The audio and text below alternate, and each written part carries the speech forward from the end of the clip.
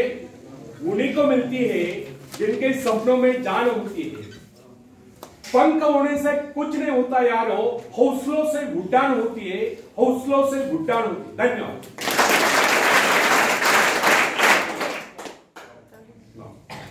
तो फ्रेंड्स, जब सागर शांत हो तो जहाज के चालक को अधिक होशियार से जहाज चलाने की आवश्यकता नहीं पड़ती, लेकिन जैसे ही तूफान आता है और जहाज डूबने का खतरा पैदा होता है, तब यही चालक या कप्तान अधिक सावधानी बरतने लगता है। जब जहाज में सवार सभी लोग घबरा रहे होते हैं, तब यही कप्तान मुस्कुराता हुआ अपनी संपूर्ण योग्यता को काम में लाता हुआ जहाज को डूबने के संकट से बचाकर सही सलामत ले जाता है। वास्तविक ऐसी योग्यता की परीक्षा दुख और संकट के समय में होती है। जब कोई इंसान थोड़ी पूंजी लगाकर अपने व्यापार का विस्तार करता है तो उसे वर्षों तक कठोर परिश्रम करने पड़ते हैं। इस परिश्रम से कुछ कमाने योग्य होता है। यह परिश्रम ही उसके विजय का प्रतीक होते हैं।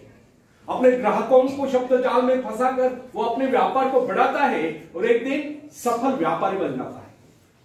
बाद में छोटे मोटे कारोबारी संकट उसका कुछ नहीं बिगाड़ पाते। जो लोग इससे पहले उसे कम पूंजी वाला समझकर उसका मजाक उड़ाया करते थे, आज वही लोग उसकी सफलता की प्रशंसा करते नजर आते हैं। इसे कहते हैं अपने हाथों अपने भाग्य का निर्माण, आत्मशक्ति का चमत्कार। फ्रेंड्स, जिसके पास धन की शक्ति हो उसे शिक्षा प्राप्त करके या विद्या प्राप्त करके आत्म विकास करने का अवसर कहां है? वह तो धन की शक्ति पर निर्भर कर ऐसे उतरता है, मैं चाहूं तो विद्वानों को खरीद सकता हूं। लेकिन फ्रेंड्स, जो विद्या प्राप्त करना सबसे जरूरी समझता है, वह रात रात भर अध्ययन करता रहता है, क्योंकि उसे पता है कि उसका कोई सहारा नहीं। सहारा बनेगा तो वह उसका अपना स्वयं का ज्ञान। जिस आदमी को पता हो जाता है कि उसे बाहरी सहायता मिलना बंद हो गया है, वह या तो अपने पांव पर खड़ा हो जाएगा, गिर जाएगा। वास्तविक उस समय उसे बहुत ही कठोर परिश्रम की आवश्यकता महसूस होती है। असफलता के कलंक से बचने के लिए उसे अपने व्यक्तित्व की रक्षा करनी चाहिए।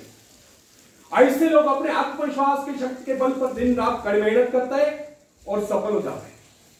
फ्रेंड्स, जब मनुष्य पर संकट की घड़ी आ जाती है, जब वह किसी भी तरह से अपनी जीविका चलाने में असमर्थ हो जाता है, तब कोई विरोधी होता है जो सफलता प्राप्ति के लिए खून पसीना एक कर देता है, ताकि उसे असफलता का मोह न देखना पड़े। संकट काल में ही तो मनुष्य की बुद्धि का पता चलता है। कई बार ऐसे अवसर पर ऐसी सफलता मिलती है जिसकी मनुष्य ने सपने में भी आशा नहीं की होती। वो स्वयं सोचने लगता है कि मुझे इतनी सफलता कैसे मिली।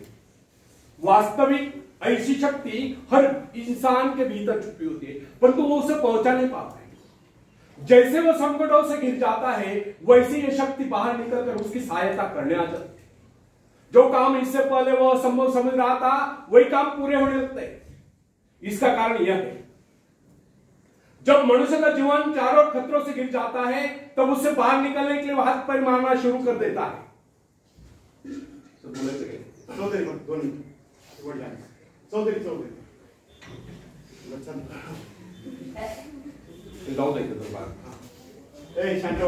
बड़े सावधान,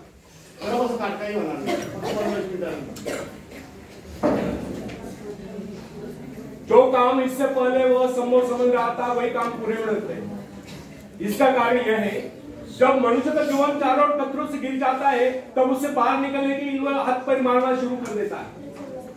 और इस संघर्ष से उसकी बुद्धि तेज हो जाती है, उसमें एक प्राकृतिक नैसर्गिक शक्ति आ जाती है। फ्रेंड्स, अपनी जरूरतों की पूर्ति के लिए संघर्ष करना हम सभी का कर्तव्य है। संघर्ष से तो हमें सफलता मिलती है। जिनमें संघर्ष करने की इच्छा न हो, वह तो असभ्य जंगली कहलाएगा। आवश्यकता तथा आवश्यक पदार्थों की दुर्लभता ही सदा से मानव जाति के विकास का कारण रही। हर सभ्यता और संस्कृति का आधार श्रम और संघर्ष रहा है। जो अपना लक्ष्य पाने में खो गए, वही उस देश का। कई वैज्ञानिक अपनी साधना में लीन होकर अपने लक्ष्य को पाने के संघर्ष में जूझते रहे। उनके परिवारजन अभावग्रस्त होकर भूखे मरते रहे, परंतु उन्होंने अपने उद्देश्य को प्राप्त करके चैन की सांस ली। जब उन्हें सफलताएं प्राप्त हुई तो लोगों को उनके आविष्कार यानी कि शोध बहुत बड़े आश्चर्य से प्रतीत हुए। फ्रेंड्स, आवश्यकता ही आविष्कार की जर्नी, शोध की जर्नी है। यह जरूरत का ही कमाल है जिसने मानवीय सभ्यता को कहां से कहां पहुंचा दिया, अश्म युग से संगणक युग तक। जरूरत ही लक्ष्य का निर्धारण करते, जिसे पाने के लिए वैज्ञानिक तथा शोधकर्ता जी जान से जुट जाते हैं। मनुष्य की गुप्त शक्ति का पता उस समय चलता है जब कोई जरूरत आकर उसके सामने खड़ी होती है, उसकी पूर्ति के लिए वह संघर्ष करता है। मनुष्य की यह गुप्त शक्ति आपातकाल में प्रकट होती है। इसका सीधा अर्थ यह हुआ, यदि मनुष्य को किसी वस्तु की आवश्यकता ही न हो तो उसके आंतरिक शक्ति का अंत हो जाए। बाहरी सहायता लेने से भी इस आंतरिक शक्ति को बाहर निकलने का अवसर नहीं मिलता। फ्रेंड्स, जो काम इस शक्ति द्वारा लिया जाने वाला था वही काम हम दूसरों की सहायता लेकर झटपट कर डालते हैं और पंगु तथा शक्ति बने रहते। इसलिए फ्रेंड्स, हमें एक बात कदापि नहीं भूलनी चाहिए, अपने मित्रों की सहायता लेने के बजाय या दूसरों की सहायता लेने के बजाय अपनी आंतरिक शक्तियों की सहायता लेना हमारे लिए अधिक उचित होगा। क्योंकि आत्मनिर्भरता एक ऐसी शक्ति है जो मित्रता यानी कि मित्रों से ली हुई सहायता, प्रभाव, दूसरों का प्रभाव, धन संपत्ति, दामकरी काम, ऊंचा वंश यानी ऊंचे खानदान में जन्म पाए व्यक्ति का सहारा लेना या बाहरी किसी भी प्रकार की सहायता, इन सब की सामूहिक शक्ति से ही शक्तिशाली होती है। इन शॉर्ट,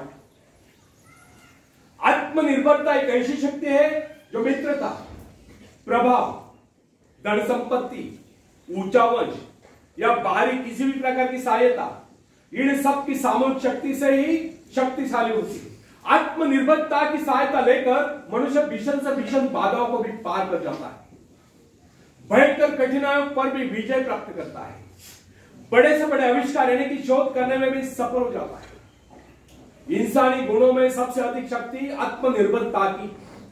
जो इंसान अपने सहारे जीता है, जो अपने बल पर चलता है, जो अपने लक्ष्य पर चट्टान की भांति डटा हुआ है, जो बाधाओं को सामने देखकर जरा भी विचलित नहीं हुआ, जिसे अपनी कार्य कुशलता और कर्म शक्ति पर पूरा विश्वास है, वही सफल होता है। सत्य, पवित्रता और सुंदरता पर प्यार करना मनुष्य का स्वभाव है। जो व्यक्ति मौलिक विचारों के बल पर जीता है, जिसके कुछ सिद्धांत है जिन पर वह आरूढ़ रहता है, जो अपने वसूलों पर दृढ़ता से कायम है, लोग उसे आश्चर्य से देखते हैं, उसके अनुयायी बनने का प्रयत्न करते हैं, शिष्य बनने का प्रयत्न करते हैं, क्योंकि लोगों की दृष्टि में वो महान है। फ्रेंड्स, यदि आप भी महान बनना चाहते हो तो अपनी शक्तियों को पहचानो। ईश्वर ने जो शक्ति आपको प्रदान की है वो आपके भीतर छुपी हुई है, उसे जगाकर बाहर लाओ। यदि आप उसे जगाने में सफल हो गए तो सफलताएं आपके कदमों तले होगी और आप कामयाबी के शिखर पर होंगे। आखिरी में हरिवंश राय बच्चन जी की कविता में पेश करता हूं, आप भी मुझे साथ देंगे। लहरों से डरकर नौका पार नहीं होती, कोशिश करने वालों की कभी हार नहीं होती, कोशिश करने वालों की कभी हार नहीं होती। नन्ही चींटी जब दाना लेकर चलती है, चढ़ती दीवारों पर 100 बार फिसलती है। नन्ही चींटी जब दाना लेकर चलती है, चढ़ती दीवारों पर 100 बार फिसलती है।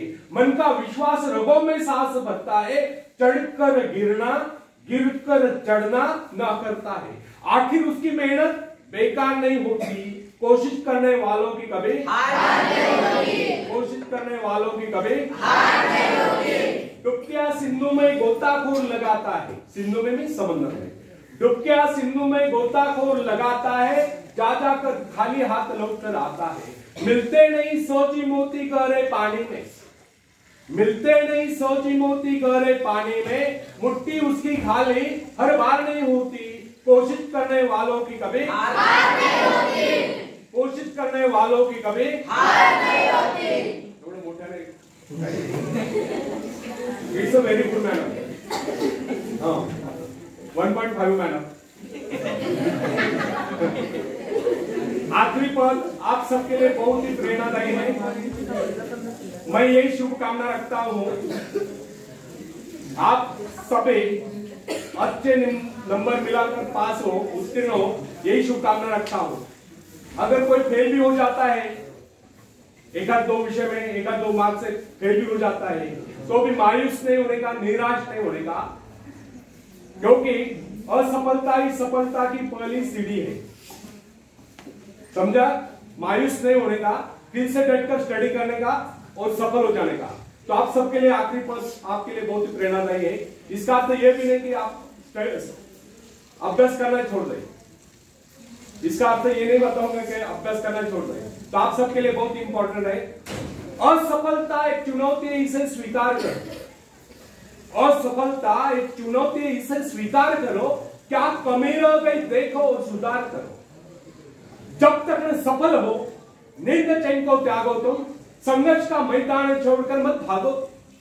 कुछ के बगैर ही जय जयकार नहीं होती, कोशिश करने वालों की कभी हार नहीं होती। कोशिश करने वालों की कभी हार नहीं होती। धन्यवाद।